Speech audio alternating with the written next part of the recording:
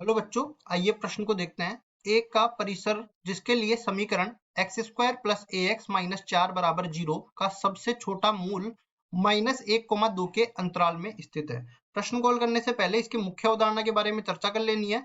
मुख्य अवधारणा, अब देखिए सबसे पहली चीज, हम जब भी मूलों की स्थिति के बारे में पढ़ते हैं ना, तब एक द्विघात समीकरण उठा लेते हैं। जैसे मैंने ले लिया a x square plus b x plus c बराबर में 0। ये द्विघात समीकरण है। इसके विभक्तर की बात करूं तो ये बराबर हो जाता है किसके, बी स्क्वायर माइनस में 4ac के बराबर हो जाता है। अब देखो यहाँ पे कुछ शर्तें बना लेते हैं हम लोग। जैसे मैं बोलूं कि पहली शर्त ये है अपने पास कि ए का मान एक्स स्क्वायर का जो गुणांक है वो धनात्मक ले लिया। अगर धनात्मक ले लिया तो परवलय का जो मुंह है ना, वो अपने पास ऊपर की तरफ खुलने वाला है। ठीक है। और दूसरा हम यहाँ पे ले लेते हैं ए का मान 0 से छोटा है, तो परवलय का जो मुंह है वो नीचे की तरफ खुलने वाला है एक्स अक्ष से। ये अपने पास एक्स अक्ष हो गई और ये अपने पास एक्स अक्ष हो गई। अब देखो एक्स अक्ष हम तीन जगह खींचेंगे, यहाँ पे भी हम देख सकते हैं।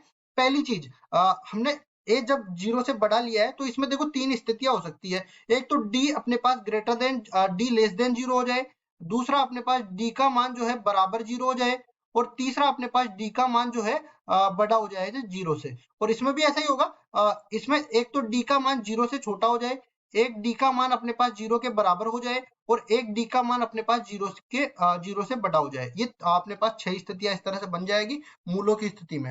अब देखो, अब चलते हैं सवाल में। सवाल में जैसा कि हमें दिया गया है, एक समीकरण दिया गया है एक्स स्क्वायर प्लस ए एक्स माइनस 4।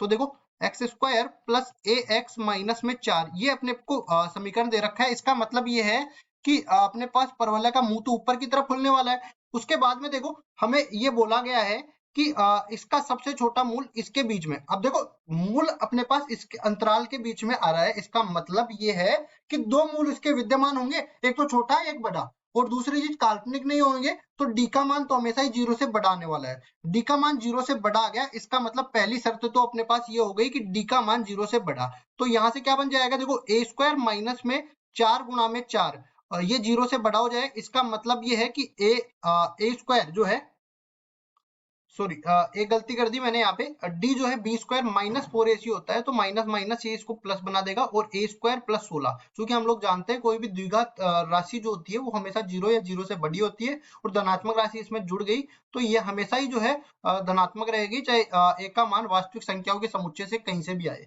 तो इससे तो कोई फर्क नहीं पड़ेगा। लेकिन हमें एक चीज बोला गया है, ये देखो डी ग्रेटर देन 0 के लिए मैंने बना दिया है एक्स अक्ष, और इसमें देखो एक मूल अपने पास यहाँ पे आएगा, दूसरा मूल यहाँ पे आएगा, और हमें बोला गया है कि इसका जो छोटा मूल है वो -1, 2 के बीच में आएगा। इसका मतलब ये है कि 2 यहाँ पे आएगा तो -1 यहाँ पे आना चाहिए, तब ये -1 और 2 के बीच में छोटा मूल आ जाएगा। बड़े मूल के बारे में बोलता तो इस देखो ये x1 बोल देता हूँ, ये x2 बोल देता हूँ। अब छोटे मूल के बारे में बोला x1 लिया, बड़े मूल के बारे में बोलता x2 ले लेता, और उसमें जो है अलग ही परिवर्तन आ जाता। छोटे मूल के लिए हमें निकालना है वो निकाल लेंगे। तो इसमें सबसे पहली चीज ये देखो कि ये जो आपने पास ये द्विघात समीकरण है, इसको मैं fx बोल देता हूँ। इसका मतलब ये है कि fx, ये पूरा लाल वाला जो वक्र बनाया द्विघात वक्र, ये अपने पास इस द्विघात समीकरण का वक्र है। और इसके लिए मैं कह सकता हूँ कि यहाँ से अगर मैं fx का x बराबर -1 पर मान निकालूं तो वो हमेशा धनात्मक होगा। इस तरह से पहली शर्त तो अपने पास f -1 0 से बड़ा आ गया, और दूसरा हम लोग अगर x बराबर 2 पर मान निकाले तो ये हमेशा ऋणात्मक होगा। इसका मतलब f2 जो है वो 0 से छोटा आ जाएगा। अब चलते हैं सवाल में। सवाल में देखो दोनों शर्तें हम लोग रखते हैं। पहली शर्त ये है कि f -1 का मान निकालूंगा तो -1 की घात 2 प्लस 1 गुणा में -1 -4, ये 0 से बड़ा होना चाहिए। इसको और सरल कर लेते हैं तो 1 माइनस में a माइनस में 4, ये 0 से बड़ा होना चाहिए। इसका मतलब a का मान जो है वो छोटा होना चाहिए, a का मान छोटा होना चाहिए -3 के।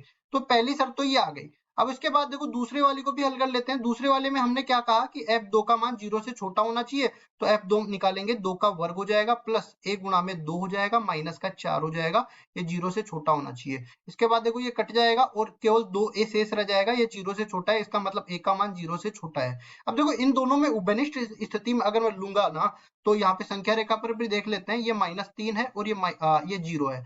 इधर जो है -3 से छोटा जा रहा है, इधर जो है 0 से छोटा जा रहा है। तो उभयनिष्ठ स्थिति तो ये आ जाएगी ना, जब 3 से छोटा जाएगा तो a का मान जो है अपने पास कौन से अंतराल में आ जाएगा, -अनंत से लेके -3 के बीच में, जहां पे -3 इसमें शामिल नहीं है। ठीक है। तो अपने पास देख सकते हैं ये कौन से विकल्प में आ रहा है, -अनंत से -3। ये अपने पास पहले ही विकल्प में ए विकल्प में आ रहा है, तो ए विकल्प बिल्कुल सही उत्तर हो जाएगा। आशा करता हूँ ये सवाल आपको समझ में आया होगा। धन्यवाद।